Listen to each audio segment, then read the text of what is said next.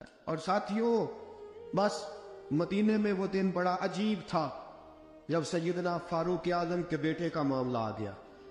آج 60 سال کا بوڑھا عمر ابو شامہ حضرت عمر کے صاحبزادے، یہودیوں نے سازش کر کے انہیں نبیذ پلا دی۔ نبیذ جائز تھی، نبیذ کیا کہ شراب پلا دی۔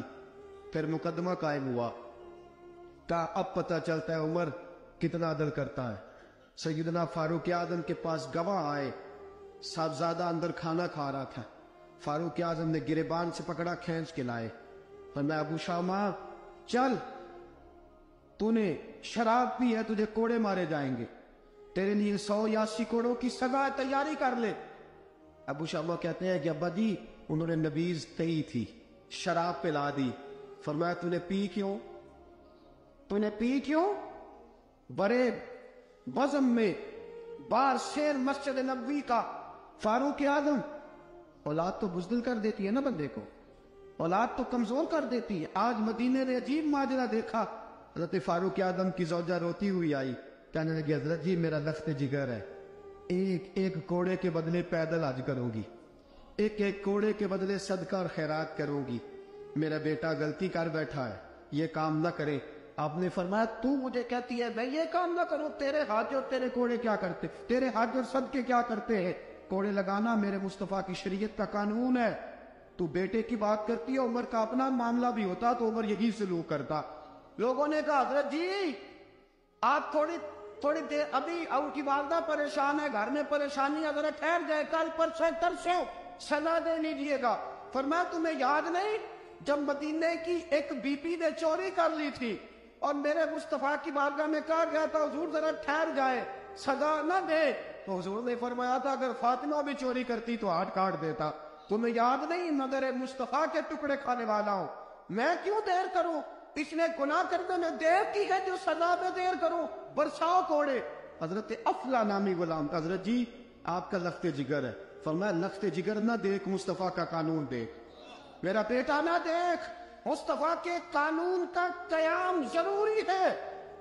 اگر علی بیٹے کی قربانی دے سکتا ہے، اگر لوگ فاطمہ کے بیٹے کی قربانی یاد رکھیں گے تو تاریخ کبھی بھی عمر کے بیٹے کی قربانی نہیں بھولے گی۔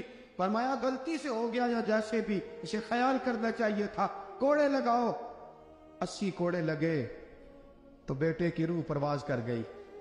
جب جوان بیٹا کسی کا، کوثر نیازی نے کہا تھا باپ کا جنازہ اٹھانا بڑا آسان، پر بیٹوں کے جنازے اٹھانے بڑے مشکل ہیں۔ جب فاروق اعظم کا بیٹے کا انتقال ہوا، بیٹے نے آنکھیں کھولی، باپ کی طرف دیکھا تو سیدنا فاروق اعظم عدل و انصاف، 2 آنسو آنکھوں میں آئے، کہ بیٹا حضور سے جا کے کہنا کہ عمر نے بیٹا نہیں دیکھا، آقا تیرا قانون دیکھ، جا کے حضور سے میرا پیغام دینا۔ حضرت ابو شامہ رضی اللہ تعالیٰ عنہ وصال کر گئے۔ تاریخ کیسے کیسے منظر اذانت الخلفاء شاہ ولی اللہ کی بطور حوالہ پیش کرو۔ حضرت ابو شامہ کا وصال ہو گیا، 20 کوڑے باقی تھے۔ لوگوں نے حضرت جی آپ کیا کرنا ہے؟ فرمایا اس کا جنازہ پڑھو، اسے قبر میں دفن کرو، باقی 20 کوڑے اس کی قبر پہ مارو، اس کی قبر پہ 20 کوڑے مارو۔ کا حضرت جی ایسا بھی ہوتا ہے؟ فرمایا اس لیے ایسا ہوتا ہے کہ یہ میرے مصطفیٰ کا قانون ہے، میری اولاد کا معاملہ ہے تو میں درگزر کروں۔ فرمایا مارو کوڑے۔ حضرت سیدنا حذیفہ بن یمان فرماتے فاروق اعظم بیٹے کی قبر پہ کھڑے تھے، داڑھی آنسوؤں سے بھری ہوئی تھی، میں دوڑا ہوا آیا، میں نے کہا عمر نہ رو، آج خواب رات تیرے بیٹے کا جنازہ تھا، جنازہ پڑھ کے سویا ہوں تو خواب میں مجھے رسول پاک کی زیارت نصیب ہوئی ہے۔ نبی پاک خواب میں تھے تو 2 سبز غلے تیرے بیٹے کو پہنا رکھے تھے اور رسول پاک کی بغل میں کھڑا تھا۔ حضور نے فرمایا عمر کو جا کے کہنا کہ تو نے بیٹا پاک کر کے بھیجا تھا، اللہ نے جنت کے سارے دروازے کھول دیے ہیں۔ اللہ نے عمر کو میرا سلام کہنا اور اسے کہنا عمر تیرا حدود اللہ قائم کرنا خدا کو بھی پسند ہے، مصطفیٰ کو بھی پسند۔ ساتھیو عمر انتقال کر گئے، 26 ذی الحجہ کو زخم لگا، یکم محرم کا دن، آج کا دن حضرت فاروق اعظم کو یاد رکھنا، لوگوں کو بتانا، دن بار عمر کی باتیں کرنا، خراج تحسین پیش کرنا۔ حضرت فاروق اعظم کو زخم لگا، آپ نے فرمایا اپنے بیٹے سے بیٹا جا حضرت عائشہ کے پاس گنبد خضرا میں 3 لوگوں کے دفن ہونے کی جگہ ہے. ایک میں ابو بکر دفن ہو چکے، ایک میں رسول پاک کا مزار قدسی بن چکا، ایک جگہ خالی ہے. جا کے عائشہ سے پوچھنا، مجھے پتا ہے وہ 18 سال کی عمر میں رسول پاک پردہ کر گئے تھے.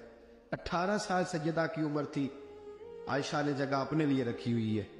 جا کے باہر کھڑے ہو کے کہنا، اماں جی. عمر کہتا ہے میرا دل کرتا ہے کہ مجھے نبی پاک کی گنبد کے سائے میں جگہ ملے. جا کے عرض کرنا، اور بیٹا باہر کھڑے رہنا، زیادہ زید نہ کرنا، مومنوں کی ماں ہے. حضرت سیدنا عبداللہ ابن عمر کہتے ہیں باہر کھڑا تھا، دروازے کے باہر کھڑے ہو کے کہا کہ عمر کا بیٹا ہو. اماں جی. عمر فرماتے ہیں اجازت دو تو دل کرتا ہے نبی پاک کے ساتھ لیٹ جاؤ.